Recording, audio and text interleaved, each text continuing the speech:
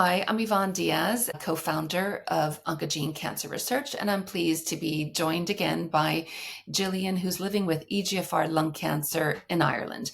We've been talking more about how she's been diagnosed and what it's like navigating life with this condition. And now we're going to shift gears a little bit and talk more about what it was like communicating this very serious news to her family. So welcome back, Gillian. Thank you. Gillian, like me, you were, you have children, you have two kids. My boys were 14 when I was diagnosed, and I had to share that really difficult news. You had a 14 and a 17-year-old. So what was it like telling your children about your diagnosis? Yeah, that was horrendous because they're so young. They were so young at the time, and my my 17-year-old was in leaving cert year, which was a big year for her anyway, school-wise. So there was a lot of added pressure onto her already. And then to bring this news that there was cancer in the family, that I had cancer, that was just that was awful.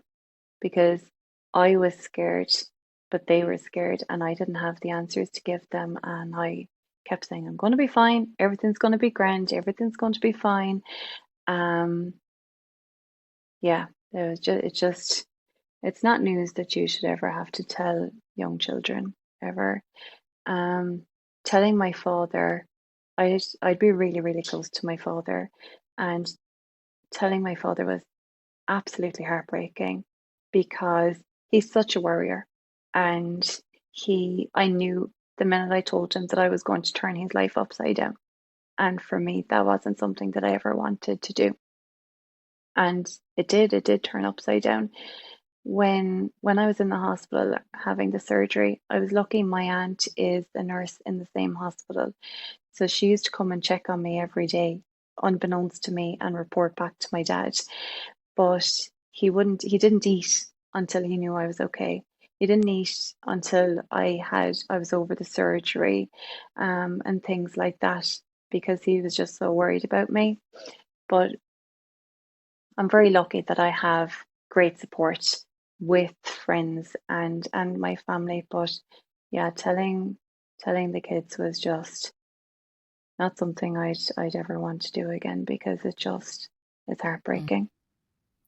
And how have they dealt with it? I mean, I completely understand that. And what helped my children kind of feel better is when they saw me. Obviously, in the beginning, I was unwell. I know you were unwell in the beginning. We talked a bit about that. And obviously then seeing you, you are, you look well, right? This is the confusing thing for so many Yeah. people with our different lung cancers, is that we don't look like your typical cancer patient, right? And so seeing you kind of looking well again, acting probably pretty well, right? You will get on with, you're not doing exactly the same things pre-diagnosis, but you are doing many things again.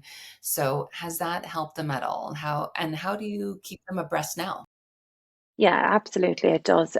Because I suppose they didn't know whether I'd lose my hair or I'd have to go through all of that. And because I didn't, that gave them hope as well, that, oh, she's going to be fine. She's a fighter. She's going to be grand. And I've kept things as normal as I can here. I mean, like, everything pretty much is still the same, only that I don't go to the gym and I don't go running. We make a lot more time for each other, in the sense we'll celebrate everything. Like, I mean, if they got good marks in their results, that's celebrated.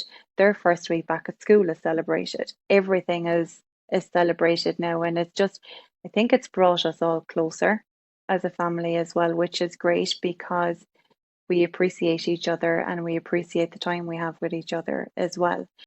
But we do celebrate everything. I mean, if somebody sneezed here now, we'd nearly celebrate it, because it's just like, oh yay, because there's enough doom and gloom around it, that I try and make things as happy and positive as I can. But then coming up on scan days, like, they're anxious as well. They're anxious. They're waiting for the news. Um, and then you're coming home and you're like, so this, like, every other time, I was like, yeah, all good, and we'll go for dinner and we'll celebrate the good news. And then in April 2024 is like, well, it's not so much great news, but it's not the worst news. So you have to keep putting a little positive spin on it because they're still only young. You know, they're still only almost 18 and 21. So, um, yeah, I it think it's that's it's tough with kids. It is tough yeah, with kids. no, that's so important. I love that. The celebrating Yeah. everything is, look, none of us want to have this kind of shock, to have this realization, but it does put things in perspective, and the importance of keeping joy in our lives. So whether it's, like you say, starting school, things that you might not normally celebrate, it Hmm. is a plus side of, appreciating each other. So that's Yeah, beautiful. absolutely. And like for them, they didn't ask for any of this, so like I do feel guilty for bringing it into their lives as well. Um, but yeah, we do. We celebrate everything, and like we'll just continue to celebrate everything. Be it good, bad, or indifferent, we'll celebrate anyway. That's great. But I would just say, try and let go of that guilt. I know what you Yeah, mean. None of us, like you said earlier, none of us set out to do this. So yeah. it is what it is, in a funny, weird way. I know the other positive thing is, in our conversation, you've been identifying some of the gaps in Ireland specifically, right? I mean, there's Hmm. so many opportunities to improve things, and you've had so many different issues, but you've not just sat there and complained about it. You also started getting involved and trying to make a difference. So why don't we discuss more about some of the advocacy work you've been doing in Ireland, and yeah, the white ribbon that you recently introduced? Tell us more about what you've been up to. So yeah, I suppose I'm not one to sit on my backside, so I have to be very proactive all the time. It's good for my mental health to be busy. So I did get involved in public patient involvement, and I worked on a paper with there was a number of researchers from different hospitals and medical settings in Ireland, and as a layperson to be able to read things and to give my opinion and insights on this paper that has actually just been published in the European Journal of Cancer. So I'm very proud of that. I also recognise that in Ireland we have no lung screening unit. We didn't have a lung screening unit. And I know from researching these kind of things myself that it would save so many lives, but it would also save our health system so much money. So we recently got a new health minister in Ireland. So I said, you know what, now I'm not going to sit here and just talk about it. I'm going to go straight to the top. And I did. I emailed her office and I didn't really expect a reply, but I got a reply. And we were trying to work out details of how I would actually meet her. And I said, look, I want more than 5 minutes. What I have to say is going to take at least an hour. So I want that time afforded to me because I can't rush this. It's too important. And to be fair, they actually came to Cork, where I live, and met me. So her office would be in Dublin, and met me and gave me over 2 hours of their time. I I That's had, incredible. yeah, That's, yeah, I mean, I was, truly, I hope you're really proud, because I it am. just shows the power of one, right? And it could be, you could easily have said, I'm not going to send that email. They're not Hmm. going to, like, the thoughts you were already having. They're not going to reply. They're not going to give me the time. They're going to try and give me a second. But I mean, it just shows, like, you have the power. We each have the power to do something. And also, you were actually quite lucky to get a successful reply that first go. But I would also tell Absolutely. people, don't give up. Sometimes, someone said, it's the averages of how many goals you're trying to make, right? You're not going Yeah, to a goal every time. And so, but here you got a goal that first yeah. attempt. So well done. That's pretty, and Thank a you. pretty. Yeah, it was a great meeting, and like she has assured me that they are going to look into funding for a lung screening unit, a mobile one. Now, we do have one in Ireland, and it was rolled out by the Irish Cancer Society, but it's only available to a certain cohort of people who live in a certain area of Dublin and belong to a certain clinic of GPs. So the rest of Ireland is being excluded from this, which doesn't sit well with me because we all donate money to these charities. So I think we all should be given equal access. Now, when I did contact them and had a lengthy phone call about this, and I was assured it's a pilot scheme, and in 5 to 7 years they hope to roll it out to the whole of Ireland. And my response to that is, in 5 to 7 years, how many lives are going to be lost to lung cancer? Do you know? Again, but again, it's only going to be open to patients over the age of 55 and who have a history of smoking. Whereas I'm living proof that I was diagnosed essentially at 39 because that's when my biopsy was done, and they knew from the biopsy that it was cancer, and I wasn't smoking, but yet I still got lung cancer. So all you need are lungs. But anyway, so I met with the minister and she assured me that they were going to look into funding for this.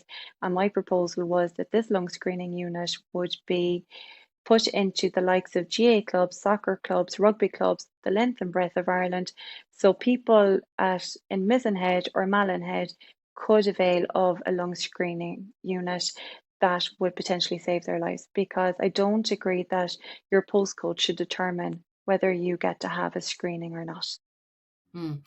And just to that, I mean, that's fascinating because obviously screening, we know screening saves lives. Yeah. Obviously, people who do smoke or have a smoking history are more likely to get lung cancer, but we do know that anyone can get it. We're living proof of it ourselves.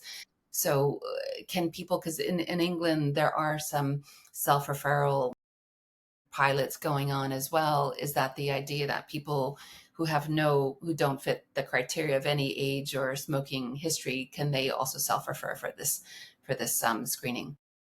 The screening that's already there, no, they have to be referred by their doctor and they have to meet a certain demographic. So you cannot self-refer. Well, Yeah, hopefully.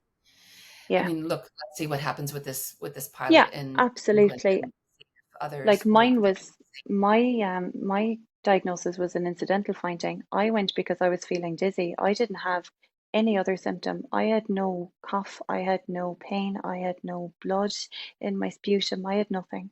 So mine was a completely incidental finding.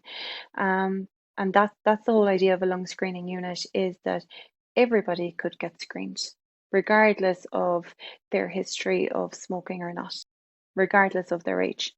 Just screen them, just screen them and see, because it's going to save lives, it's going to save money. Yeah, no, I love that. I think what a great cause to get Yeah, behind as well. yeah, So really absolutely. Um, congratulate. Thank you. And I suppose then with the white ribbon, this lovely, I don't know, can you see it? This lovely white ribbon here. Um, when I was diagnosed, so in Ireland, we've got the pink ribbon for breast cancer, and we've got a daffodil pin for Daffodil Day, but there was nothing for lung cancer. And I just, at every turn I was coming up against, it was, there's nothing for lung cancer, there's no support system, there's no physiotherapy, there's no rehabilitation, there's nothing. So I just thought that we were like the forgotten ones. We were swept under the carpet. So I was like, I'm changing this. I'm going to do all I can to change this. So I was diagnosed November 2021. November or in 2022, I started reaching out to charities in Ireland to see would they get behind a white ribbon for lung cancer, and I was being told no, it wasn't on their agenda and everything else. So then I kept going on about it, and Breakthrough Cancer Research said that they would get behind it, they would fund it, and they would push it. And the money then would go to lung cancer research in Ireland. So, yeah, in 2025, I always remember I got the phone call. It was really, really early in the morning to say, Gillian, Breakthrough Cancer Research are happy to say that we're going to get behind this initiative. And there's another lady, another lung cancer survivor here in Ireland as well. So I remember ringing her saying, it's happening, they're going to do it. So we have these ribbons now, and they're €3 each for people to buy. But on the back of the ribbons, on a little card, it's all the signs and symptoms of lung cancer. So it's not just a ribbon, it's a little information card they can pop in their wallet or they can give to people. So we are going to launch this ribbon in November to coincide with Lung Cancer Awareness Month. And I asked our health minister, would she launch it? no better person to launch than the Health Minister of Ireland, and she has agreed to do so in Dáil Éireann, which is, I suppose it'd be like Downing Street to you. It's Leinster House here in Ireland, so it's going to be a huge event. So I'm really, really happy and really, really proud of this as well. So if That is it's yeah, That's amazing. I mean, obviously also focusing on research because that's where the hope also comes from. So many of us are diagnosed and living with this condition or sometimes, cured, but we know things happen. So, just keeping science moving forward is so important for those of us today and those of us who will be diagnosed tomorrow as well. absolutely. I mean, I just think it's important to keep it at the forefront of everybody's mind because it has the highest mortality rate amongst all cancers. Lung cancer does, but it just receives very little funding. So they expect it to be on the rise by 2030. So I just think if we can be forward thinking and we can get ahead of things and get as much research before there's a huge surge in it, then at least we're tackling it and we're battling it before it begins. Because again, prevention is better than cure. So if we can get more research and more treatment options, then it just prolongs the lives of everyone who's been affected by it. But I suppose I'm so proud of the white ribbon because it shows my kids here as well that, she didn't just sit back and do nothing. She actually did something about it. So that my name can always be remembered with this white ribbon I'm sure they're very proud. there. Uh, and I wonder, in closing, if you had any words of advice for other people diagnosed or who are going to be diagnosed, what would you say to them?